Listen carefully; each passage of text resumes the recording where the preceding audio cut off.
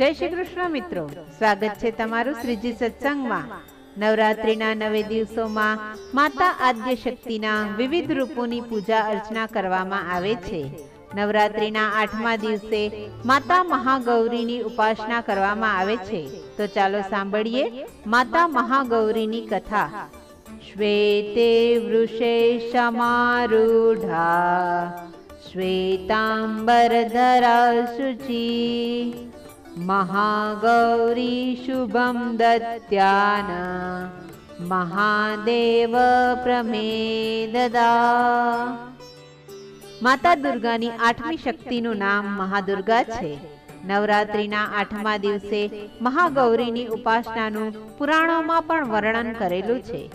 માતા મહાગૌરી 8 પ્રકારના સૌંદર્યનું પ્રતીક માનવામાં આવે છે। મહાગૌરીનો અર્થ થાય છે કે એ રૂપ જે સૌંદર્યથી ભરપૂર છે, પ્રકાશમાન છે, સંપૂર્ણ રીતે સૌંદર્યમાં ગરકાવ થયેલું છે।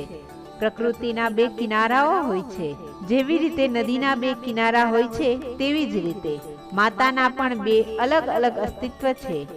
એક છે તે કાલ રાત્રિ છે, જે આંખે જોતા અત્યંત ભયાવહ લાગે છે, પ્રલય સમાન લાગે છે, છતાં પણ કરુણામયી છે। અને બીજી બાજુ મહાગૌરી છે, જે અતિ સૌંદર્યવાન, દૈદીપ્યમાન, શાંત અને સંપૂર્ણ કરુણામયી છે, બધાને આશીષ આપે છે। આ તે શાંત સ્વરૂપ છે જે બધાની મનોકામના પૂર્ણ કરે છે। માતાનું રૂપ સર્વાંગ સંપૂર્ણ ગૌર છે। તેની સરખામણી ચંદ્ર, શંખ અને કુમુદના પુષ્પ સાથે કરવામાં આવે છે। અષ્ટવર્ષા ભવેત ગૌરી એટલે કે માતાની આયુ 8 વર્ષની છે।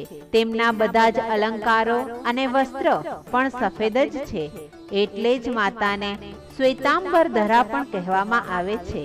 માતા ચતુર્ભુજ રૂપે ભક્તોને દર્શન આપે છે। તેમનો ઉપરવાળો જમણો હાથ અભય મુદ્રામાં છે, જે ભક્તોનું રક્ષણ કરે છે, અને નીચેવાળા હાથમાં ત્રિશૂલ છે। ડાબી બાજુના ઉપરવાળા હાથમાં માતાએ ડમરું ધારણ કર્યું છે, અને નીચેવાળો હાથ વરદાન મુદ્રામાં ભક્તોને અને સાધકોને આશીર્વાદ આપે છે। માતા મહાગૌરીનું વાહન વૃષભ છે, અને એટલે જ માતાને વૃષારૂઢા પણ કહે છે।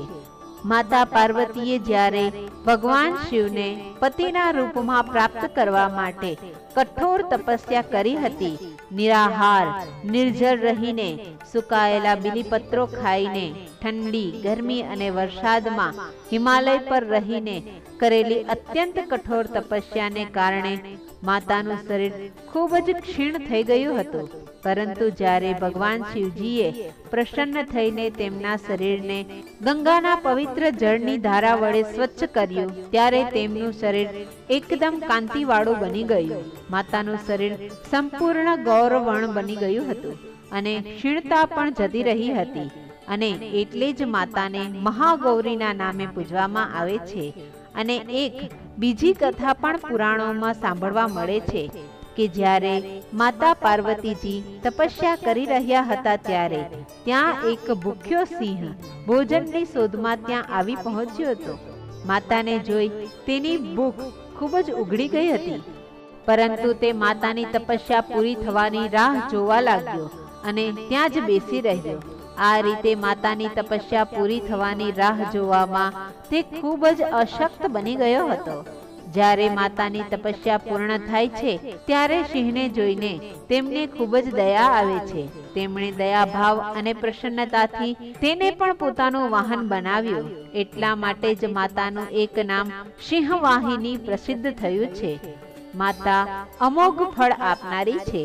તેમની ઉપાસના કરનાર ભક્ત સહજતાથી જ સુખનો અનુભવ કરે છે। માતાની પૂજાથી ભક્તોના દરેક પાપો નષ્ટ થઈ જાય છે। જન્મો જન્મના સંગ્રહાયેલા પાપોનો પણ માતાની આરાધના, પૂજા અર્ચના કરવા માત્રથી જ નાશ પામે છે। માતાની ઉપાસના સંપૂર્ણ કલ્યાણકારી અને શુભ ફળદાયી છે। માતાની કૃપાથી અલૌકિક સિદ્ધિઓની પણ પ્રાપ્તિ થાય છે। કહે છે કે જે સ્ત્રી પૂર્ણ ભક્તિભાવ સાથે માતાની આરાધના કરે છે, તેમના સુહાગની રક્ષા કરવા માતા જાતે સ્વયં તત્પર રહે છે। આપણે હંમેશા તેમનું ધ્યાન કરવું જોઈએ. મનને શુદ્ધ અને પવિત્ર કરી માતાના ચરણોની આરાધના કરવી જોઈએ. માતા તેમના ભક્તોના કષ્ટોનું અવશ્ય નિવારણ કરે છે. પુરાણોમાં માતાની મહિમાનું ખૂબ જ ગાન કરવામાં આવ્યું છે. આપણે હંમેશા તેમના શરણાગત રહેવું જોઈએ.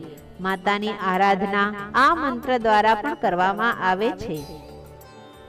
ઓમ સુંદરી સ્વર્ણ સર્વાંગી સુખ સૌભાગ્યદાયિનીમ સંતોષ જનની દેવી સુભદ્રા પ્રણમામ્યહમ. જય માં મહાગૌરી, જય માં આદ્યશક્તિ. મિત્રો, મારી આ વાર્તાને લાઈક, શેર અને સબસ્ક્રાઇબ કરવાનું ચૂકશો નહીં. જય શ્રી કૃષ્ણ.